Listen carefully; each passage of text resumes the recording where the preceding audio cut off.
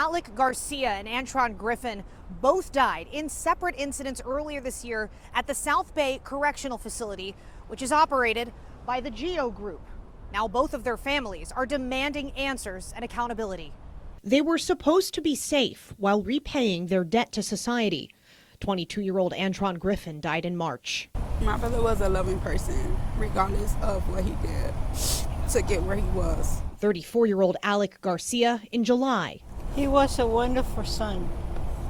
He was a wonderful person.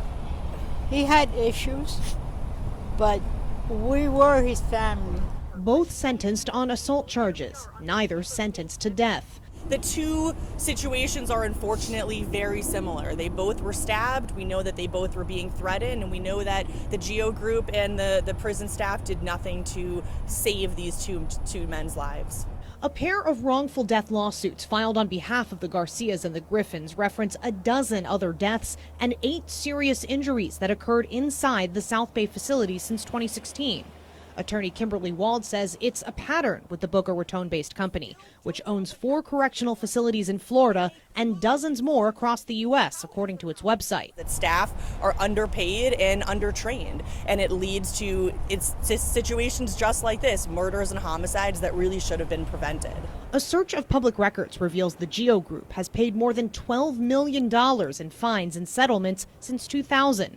More than $4.8 million of that for wage and hour violations.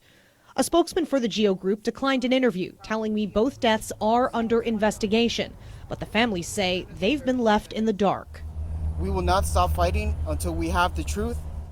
Our family will not tolerate this. Injustice, and we will not give up until we get justice.